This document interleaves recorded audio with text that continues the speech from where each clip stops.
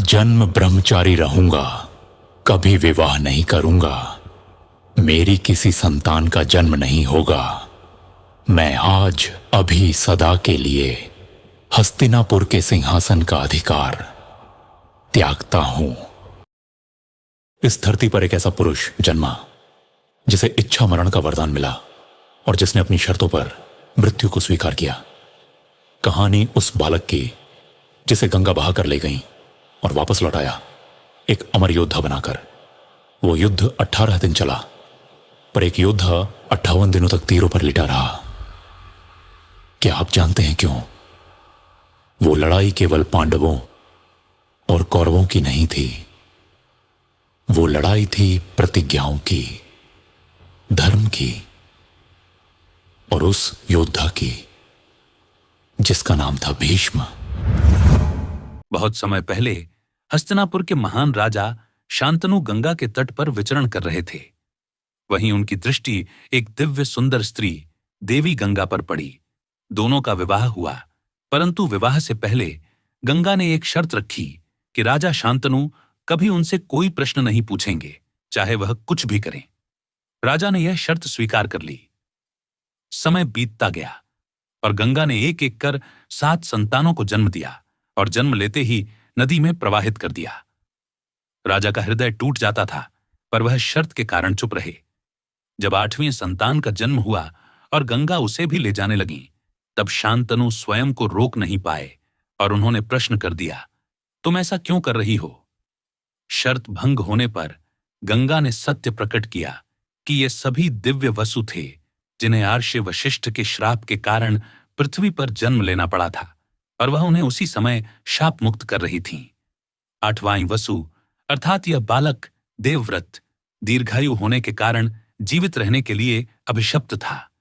गंगा ने यह कहते हुए बालक को शांतनु को सौंप दिया कि वह उचित समय आने पर उसे सौंप देंगी, और गंगा ने पालन पोषण का वादा किया और अंतर्धान हो गई। देवव्रत का पालन पोषण गंगा ने देवलोक और महान ऋषियों के आश्रमों में किया। उनके गुरु थे वशिष्ठ, शुकदेव, सनत कुमार, और युद्ध विद्या स्वयं भगवान परशुराम ने उन्हें प्रदान की। उन्होंने समस्त वेद, वेदांत, राजनीति, शास्त्र, धनुर्विद्या, हथियार चलाने के कला, नीति, ब्रह्म ज्ञान, ध्यान और धर्म। देवव्रत अपने समय के अद्वितीय योद्धा, अद्वितीय विद्वान और अद्वितीय चरित्रवान पुरुष थे। कुछ वर्षों बाद गंगा देवव्रत को राजा शांतनु के पास छोड़कर चली गईं। पूरे राज्य में उत्सव हुआ और देवव्रत को युवराज घोषित कर दिया गया। समय बीतता गया। एक दिन शांतनु को यमुना के तट पर एक सुंदर मछुआरिन सत्यवती से प्रेम हो गया। राजा उससे विवाह करना चाहते थे, पर सत्यवती के पिता ने एक शर्त रख दी कि सत्यवती का पुत्र ही हस्तिनापुर का राजा बनेगा, न कि देवव्रत। शांतनु का मन टूट गया। वे राज्य तो चला रहे थे, परंतु भीतर से दुखी रहते। ये देख देवव्रत ने सच्चाई जान ली और वे अकेले ही सत्यवती के पिता से मिलने पहुंचे। उन्होंने घोषणा कर दी, मैं हस्तिनापुर के सिंहासन का दावा छोड़ता हूं। लेकिन सत्यवती का पिता अभी भी चिंतित था। यदि देवव्रत के पुत्र हुए तो सिंहासन का विवाद फिर उठेगा।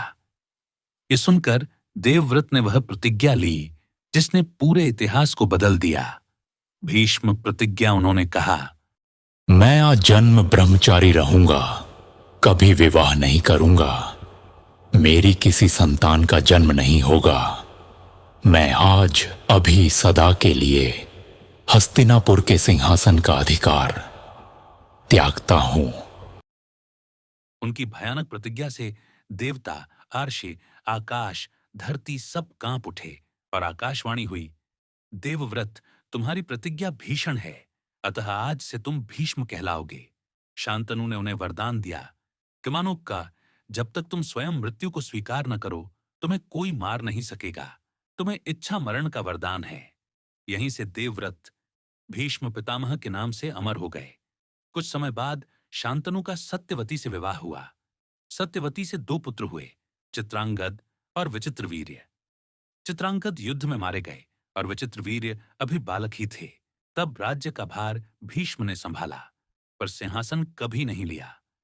बड़े होकर विचित्रवीर्य ने काशी की राजकुमारी अंबा, अंबिका और अंबालिका का स्वयंवर जीतना था, पर काशी राज्य ने हस्तिनापुर को आमंत्रण नहीं दिया। भीष्म अकेले ही काशी पहुंचे और तीनों राजकुमारियों को जीतकर हस्तिनापुर ले आए।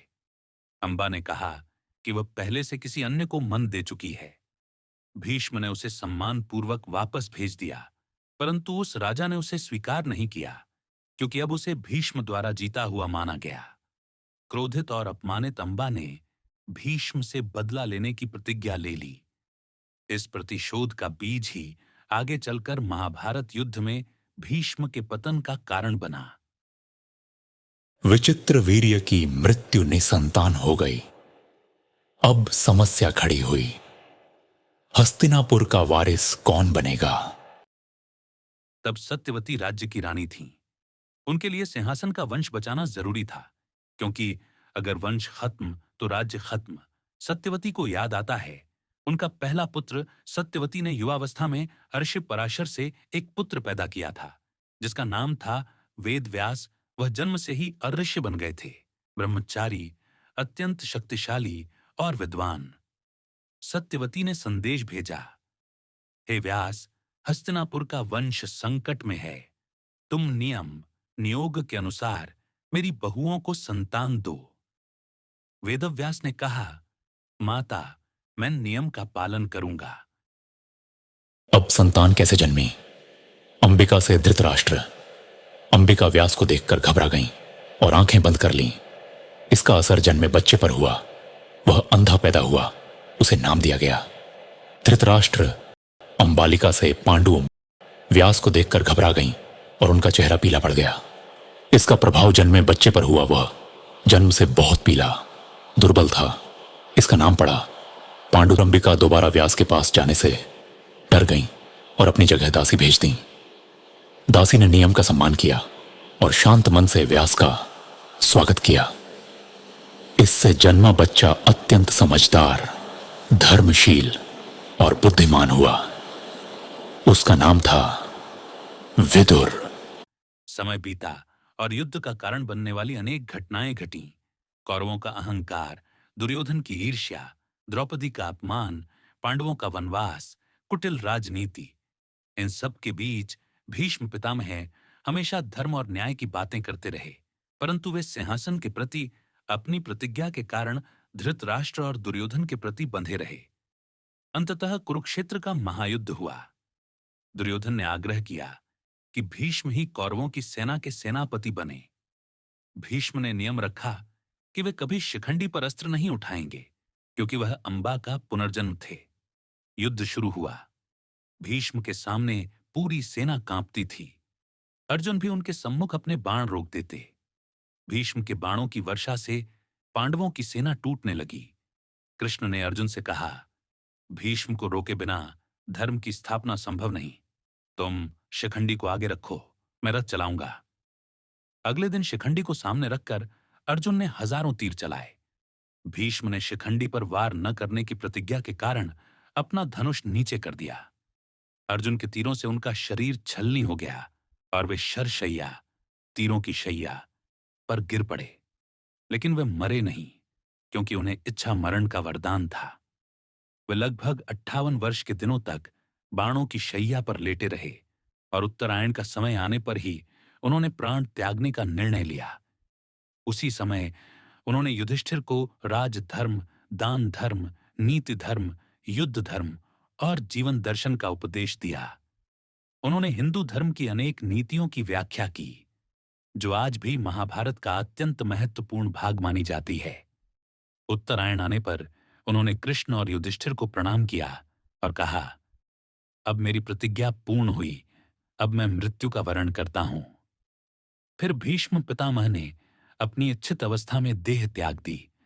आकाश में दिव्य पुष्प वर्षा हुई और देवताओं ने उनका स्वागत किया, क्योंकि वे अपने समस्त जीवन में धर्म, सत्य, ब्रह्मचर्य, प्रतिज्ञा और निष्ठा के सर्वोत्तम प्रतीक थे।